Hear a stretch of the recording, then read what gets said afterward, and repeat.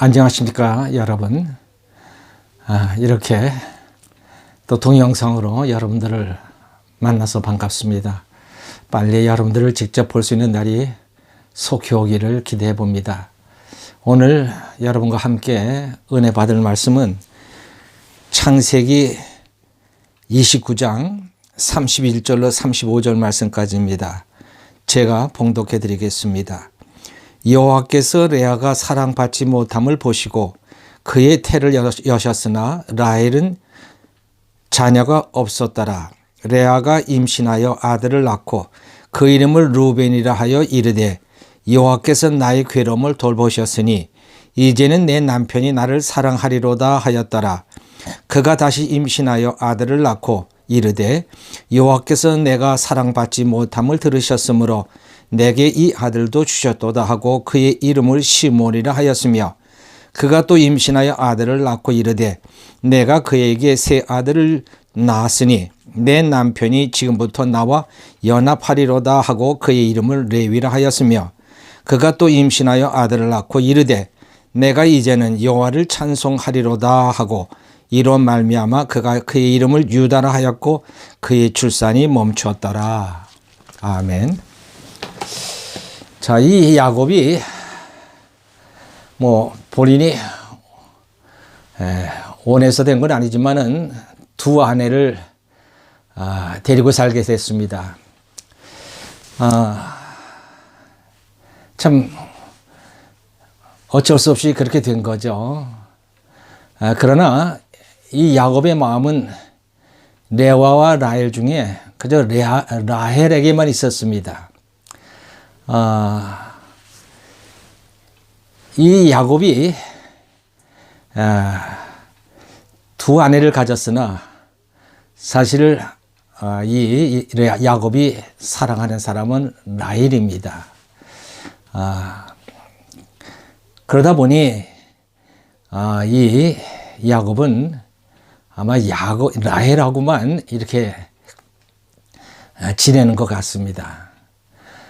마치 이 레아는 그 남편에게서 멀리 떨어진 그저 이름만 부인이다 하는 그런 입장이었던 것 같습니다. 그러나 어쨌든 이 레아가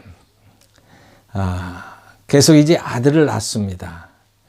참 이 남자들은 참 희한한 족속인 것 같습니다. 그 사랑하지 않으면서도 잠자리를 할 수 있는 그런 동물적인 것이 아마 이 남자에게는 있는 것 같습니다. 그래서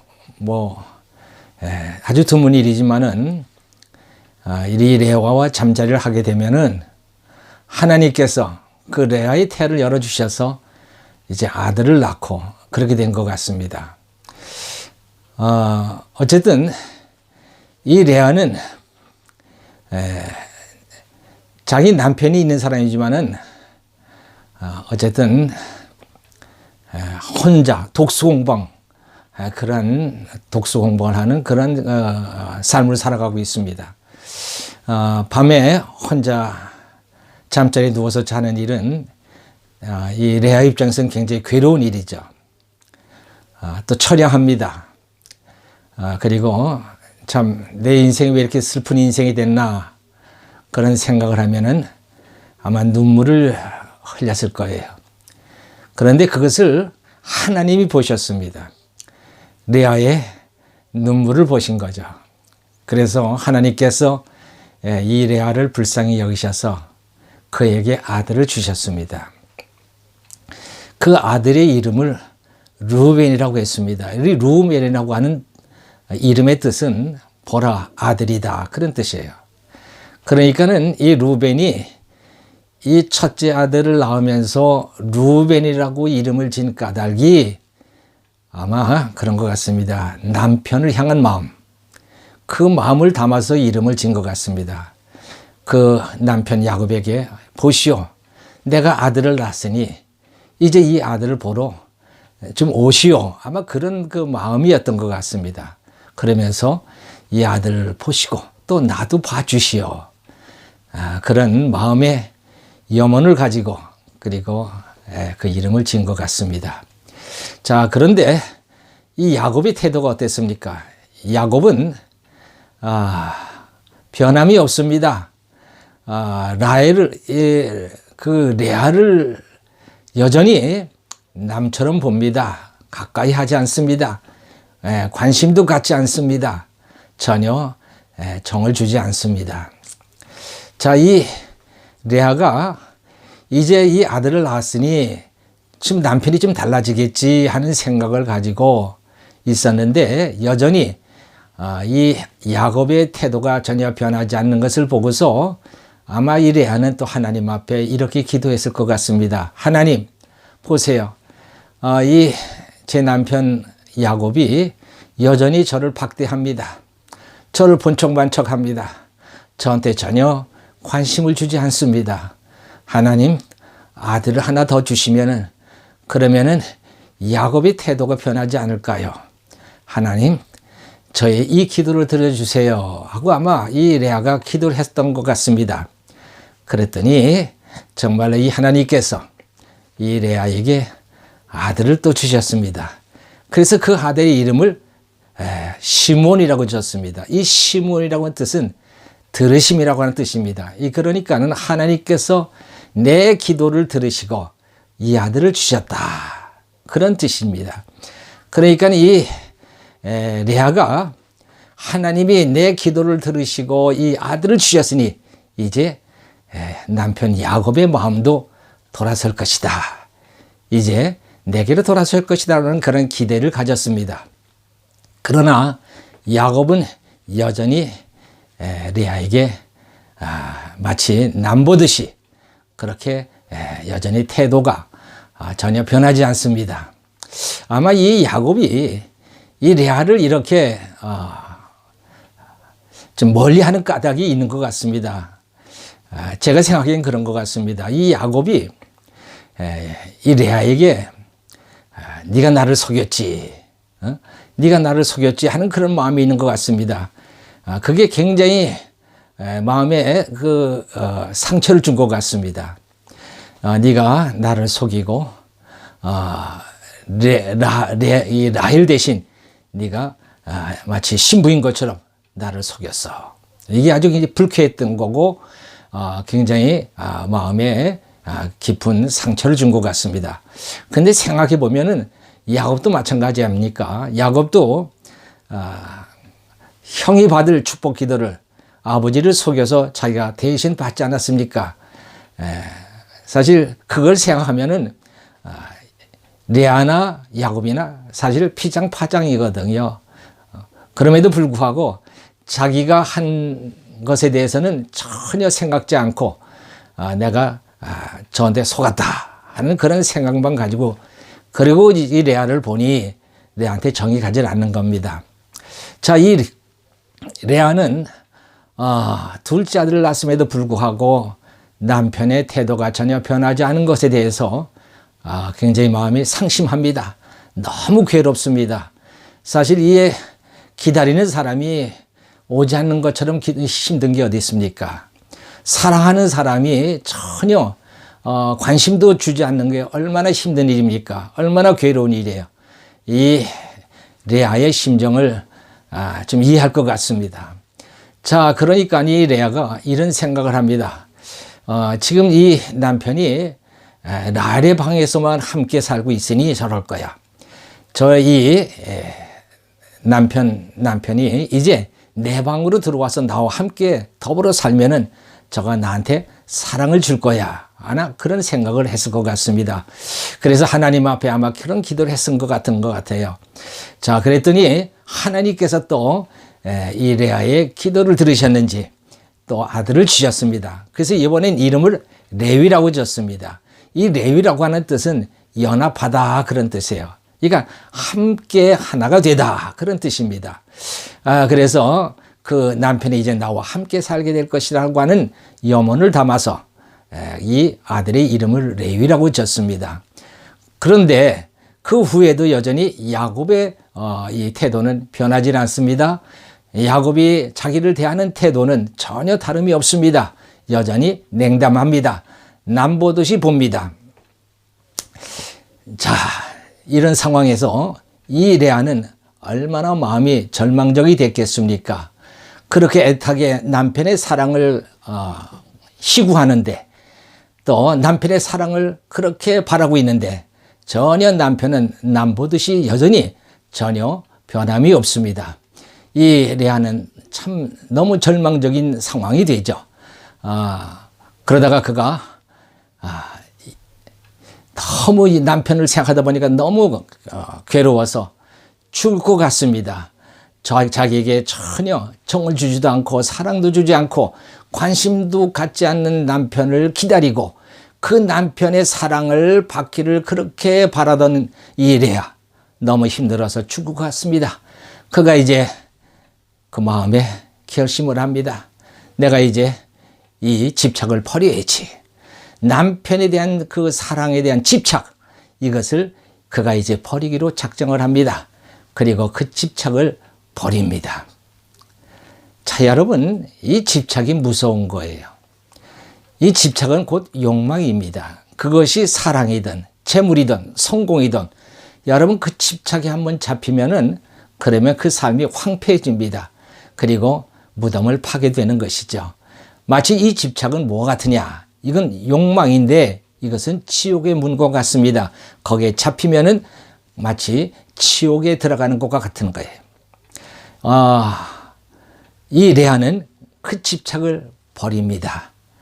그리고 나니까는 이제 새로운 깨달음이 오는 거예요. 무슨 깨달음이 오느냐면은 이 하나님께서 내게 아들들을 주신 것은 이것이 남편의 사랑을 찾으라고 주신 것이 아니라 남편한테 받지 못한 사랑을 아들들에게서 받으라고 주신 것이구나 라고 하는 사실이 깨달아지는 거예요. 참 이 깨달음이 중요합니다. 자, 그걸 깨닫고 보니까는 자기가 굉장히 행복한 사람인 거예요. 라헬만, 남편의 사랑만 받고 있는 라헬만 행복한 줄 알았더니 자기도 행복한 사람인 거예요. 아들들의 사랑을 받고 있으니 얼마나 행복합니까?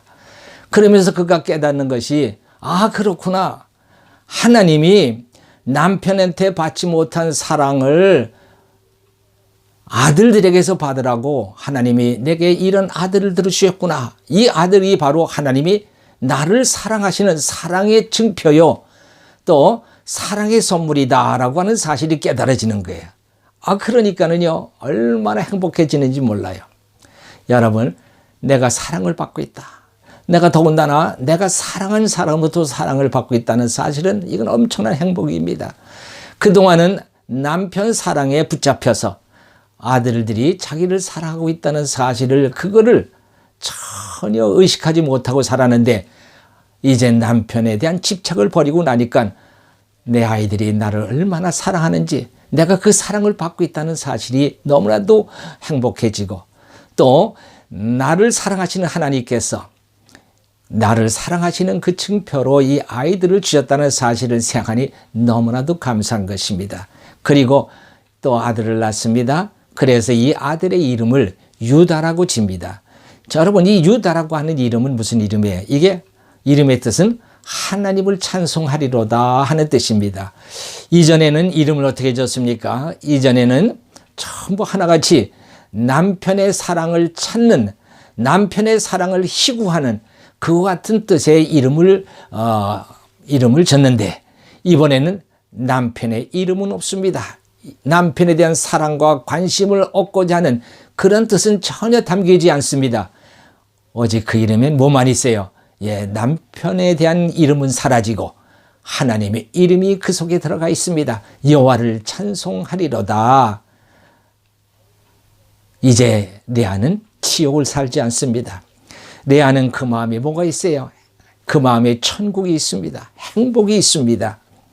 언젠가 우리 손주가 저와 우리 집사람에게 이제 결혼 기념일입니다. 카드를 줬어요. 근데 그 카드에 뭐라고 썼느냐면은 할아버지 할머니 감사합니다. 우리 엄마를 낳아줘서 감사합니다. 아니, 제가 그 카드를 받고서는 얼마나 참 감격했는지 몰라요. 아, 이놈이 얼마나 지 엄마를 사랑하고 또 엄마의 사랑을 받고 있으면은 이런 얘기를 할 수 있을까 하는 생각을 합니다. 그렇습니다. 하나님께서 내 사랑하는 아이들을 주셨고 또 그 아이들의 사랑을 받게 주시니 감사한 것은 하나님입니다. 그래서 하나님을 찬송합니다. 여러분, 우리가 우리의 눈에 보이는 것에 집착을 하면은 우리는 괴로운 인생을 살 수밖에 없습니다. 내 뜻대로 이루어지지 않아서 괴롭습니다. 또 내 뜻대로 되지 않으니 실망하고 또 절망합니다. 그것은 어둠입니다. 그건 지옥입니다. 여러분, 생각을 돌이키십시오. 하나님이 나를 얼마나 사랑하시는지 그 사랑의 현장을 여러분 발견하시는 여러분들 되시기 바랍니다. 지난 이 유튜브에서 제가 그 이탈리아 한 의사의 글을 봤습니다. 자, 이 의사는 지금 이 이탈리아가 얼마나 그 코로나 바이러스가 심하게 퍼지고 있습니까? 많은 사람이 죽습니다. 거긴 또 웬 사망률이 이렇게 높은지. 사망률이 거의 9%, 10%에 가깝습니다. 많은 사람이 죽습니다. 자, 그 이탈리아 한 병원의 의사의 이야기입니다. 그 의사가 근무하는 그곳에 많은 환자들이 들어왔고 또 환자들 중에서 또 사람들이 죽어 나갑니다. 자, 이 의사는 몇 주 전까지만 해도 무신론자였습니다. 그리고 그의 동료들도 다 무신론자들이에요. 사실 그 유럽에는요 말이죠, 이 나이 많으신 이 노인 세대에서나 교회를 다니는 사람이 있지 거의 그 교회를 다니는 사람이 없습니다. 그 정도예요. 그러니까는 이 유럽 지역은요 무신론이 대세입니다. 그리고 하나님을 믿지 않는다고 하는 것이 이게 아주 자연스러운 일이에요. 이상한 게 아니에요. 이 의사도 마찬가지고 그 병원에 있는 동료들도 마찬가지입니다. 다 무신론자들이에요. 그런데 이 사람들이 지금 달라졌습니다. 이 사람들이 하나님 앞에 기도합니다. 하나님을 찾아서 기도합니다. 속절없이 죽어가는 사람들을 보면서 이 사람들이 드디어 하나님 앞에 기도합니다. 그리고 이 의사가 이런 고백을 합니다. 내가 이제 하나님 앞에 돌아왔습니다.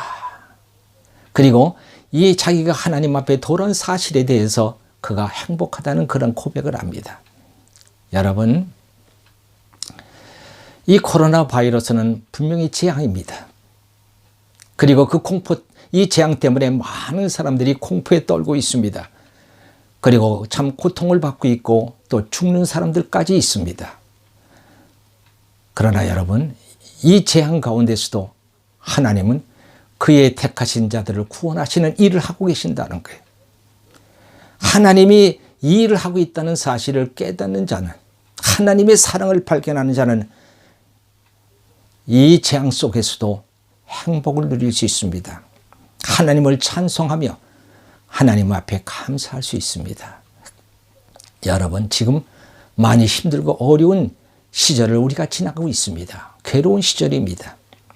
그러나 이 괴로운 시절 이 가운데서도 하나님은 지금 당신이 사랑하는 자들에게 사랑의 아름다운 선물들을 주십니다.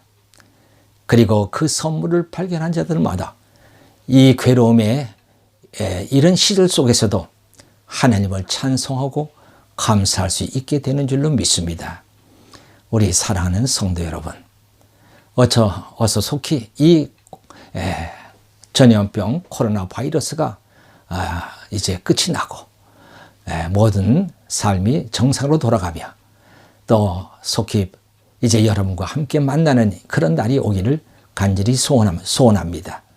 여러분의 삶 속에 하나님이 함께 하시고 또 여러분들을 사랑하시는 그 사랑의 증표들이 나타나기를 주의 이름으로 축원합니다. 감사합니다. 기도하십시다. 할렐루야. 하나님 아버지 감사합니다. 우리 사랑하는 성도님들을 붙들어 주시옵소서. 이 어렵고 힘든 시절에 하나님을 꼭 붙잡고 하나님과 동행하며 하나님의 은혜 안에서 살아갈 수 있도록 인도해 주시기를 원하고 기도합니다. 이 어려움 속에서도 하나님은 살아계시고 또 하나님은 지금도 당신의 사랑하는 자들과 함께 하실 뿐만 아니라 하나님께서 당신의 사랑을 나타내 주신 줄로 믿습니다. 하나님은 선하시고 인자하시고 긍휼이 많으시고 노하기를 더디하시는 하나님인 줄 믿사오니 주님의 역사가 우리들의 삶 속에 이 나라에 나타날 수 있도록 도와주시옵소서. 감사드리죠. 예수 그리스도의 이름으로 기도하옵나이다. 아멘.